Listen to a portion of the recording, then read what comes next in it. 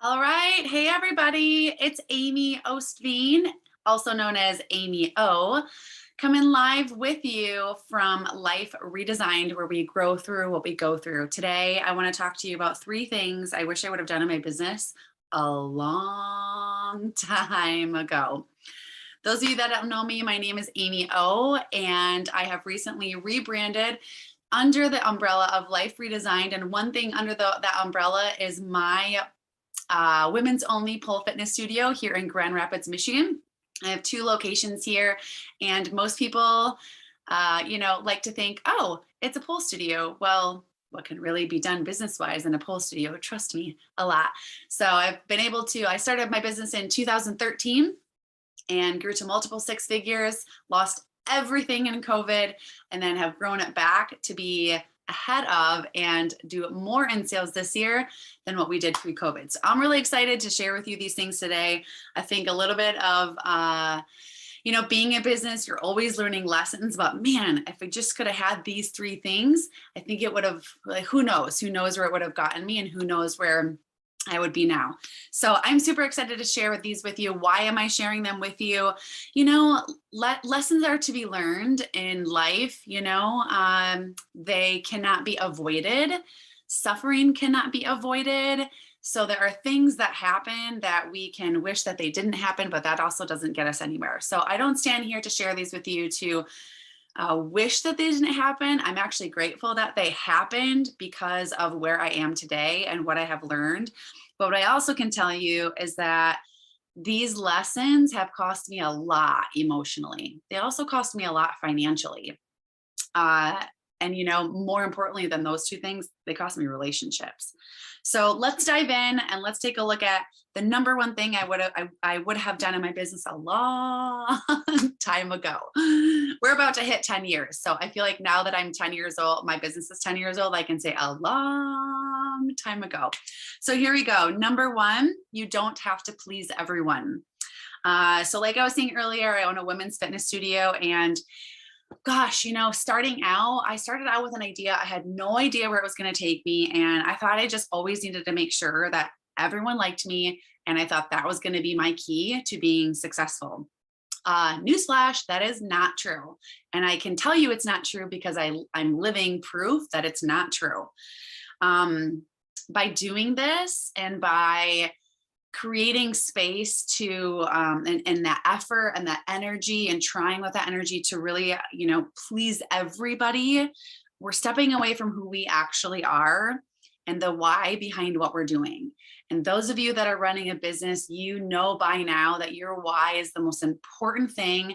It's going to get you up every single day, and that is the one thing that we cannot veer from and that we do not want to sway away from. So anything that takes us away from that is like what I like to call the danger zone. This is one of them, trying to please everyone. I spent countless hours trying to spin certain rules, or, talk about something this way, or maybe beat around the bush this way and be a chameleon this way. And really, in the end, what happened is there were other negative things and other negative energy that came about for me trying to please everybody and trying to make that happen. So just for example, if you own a hair salon and you don't offer perms, I don't know, are people like even getting perms anymore? I don't know if that's a thing. I remember when I was younger and I was just dying. I actually tried to get a perm one time. My hair is pinned straight. Perm didn't last. Anywho, let's carry on. Let's say you own a hair salon, you don't offer perms, but you ran into three people and they're like, oh, you should offer perms. And so you're like, okay, you know what? These three people would actually come to my salon, but the perm equipment, it takes up a lot of room. The perms take really, really long time. I have no idea if that's true, but let's just pretend for a second. They take a long time, and the product that you need for them, you actually don't make a lot of money. And it's taking away from the people who, from the kids' haircuts that you can do that don't cost you a lot and you make a lot of profit on, from maybe the rest of the barbershop that you're at, from maybe a hair updo for a wedding, whatever it might be. So it's costing you more. And now when the ladies are coming in, they're maybe not even tipping you because they just kind of like created this space for themselves and kind of made you go against the grain of like why you're doing what you're doing. Don't try to please them. Please, please, please don't try to please them. It's okay to tell them that you don't offer that service. and to do what it is that focuses on your why. An example of my studio. So I am strictly a pole studio. There is a lot of aerial arts out there, especially today. There wasn't a lot 10 years ago, but especially today, there's tons of aerial stuff. So along my journey was, you should add this, you should add this. Oh my gosh, what about this? Ooh, a new apparatus came out. These new poles and these, that, you know what I did? I stuck to the basics. I stuck to my why. And the only thing my business does is pole, pole, pole, pole, pull, pull. I stayed streamlined to that. I didn't veer. I stayed tunnel vision. I didn't, squirrel, squirrel, squirrel, get distracted by that, because it can also be a distraction to try to please everybody. And what I found, the more I streamlined, the more I focused, the more I stayed with my tunnel vision, the more people knew exactly what my business was calling for and exactly what my business was there for. All right, number 2. Do not bend your beliefs for anyone. Bend your beliefs for no one. Okay. As I was going through hiring employees, as my business was growing so fast, at first I pretty much had no credentials because I was growing so fast. So I was like, I need people. And then I had some credentials. And then what happened is I was too nervous and too afraid to walk into the very specific and nitty gritty credentials that I wanted to have when hiring. Because if you remember step number 1, I struggled because I wanted to please everyone. So when I went through hiring employees, I was too afraid to share what it was my beliefs were for my space. I was too afraid to share what specifically my beliefs were for certain situations. And I wasn't clear. I wasn't clear about those beliefs because I was being a chameleon. So I was beliefs of this over here, beliefs of this over there, beliefs of this over here. And what happened is that everything just got super, super messy. So make sure that you don't bend your beliefs. Again, what you want to do is you want everybody to know who you are, what you're doing, and you want everything to be really clear. So let's take an example of interviewing an employee, because I was just kind of talking about this. You need to tell them what your beliefs are. So people often miss that this can be part of the hiring process. And I'm going to do another live training on hiring employees because I learned a lot about this too. But you need to share that with them. And you need to say, these are my beliefs. This is my mission statement and my vision statement of my studio. These are some things that I talk about in staff meetings.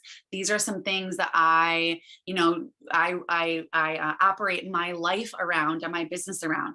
How does that make you feel when you hear me talk about what my beliefs for this space, or my beliefs for my company, or my beliefs for this group? How does that make you feel?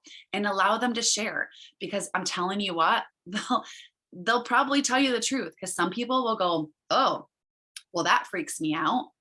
And there you go. Then you automatically know it's not going to be a good fit. And that's okay.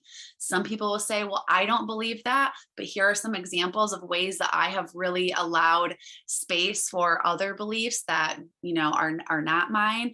And what beliefs don't they agree with? If they're not on board with the core values, those beliefs and values and the mission statement and the vision statement of your space and your business, it's just not going to be a good fit. Guys, I'm not talking about religion. I'm talking about values and beliefs.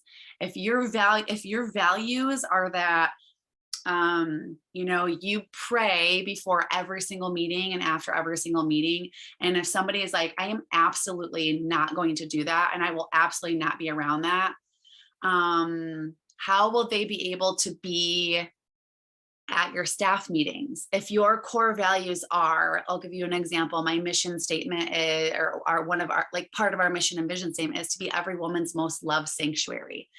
And if their passion and vision is continuously pushing of why we don't have children, come along with these women and work out in the same space, if that's their vision and they just continue to not understand what my vision is, that it's, that the children don't come to the space for most of our classes, that will just be like a conflict of interest. You know what I mean? So maybe not the praying one, because I guess that could get a little, that could get iffy with religion. That could be a whole nother story. But So just think about those values. And this kind of brings me into number 3 is when toxicity creeps in, just do whatever it takes to shut it down immediately.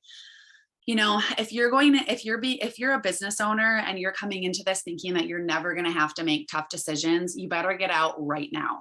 Because I'm telling you what, as an entrepreneur, and especially if you have employees, I've got anywhere from 25 to 35 employees at a given time. You have to make some really tough decisions. You're going to have to make the decision of, this is not going well. I've got to make a decision to make sure that it goes well. And some of those can be very difficult. These things are happening, and you have to take care of them immediately, because that saying is so true. One apple can ruin the entire bunch. It's very, very true. So make sure that, anyone that disrespects you, anyone that disrespects your staff, your business, your mission statement, they've got to go. They've got to go immediately. Obviously you're going to have your setup of warnings and stuff like that, and that's again for a whole nother discussion. That's the word I was looking for. A whole nother discussion with that. But, just, you've got to really think of it as your child, being an entrepreneur and having a business. It's like having another child. And when you're thinking of these things and seeing these things happen, you would never allow your child to be in a space that was dangerous or that had a lot of toxicity without doing something about it. So you need to treat your business the same way.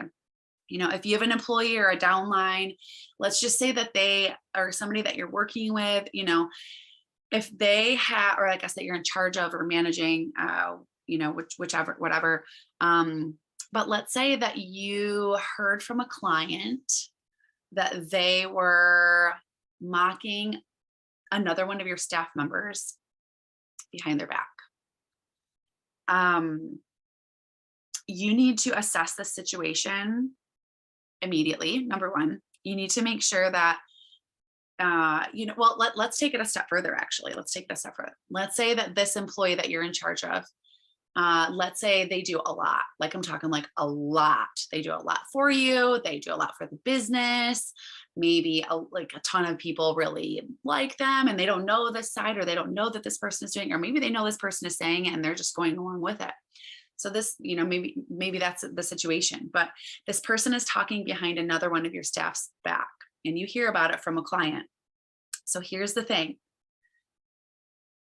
You have to assess the situation, and you've got to let this person go. You've got to make the hard decision to let this employee go.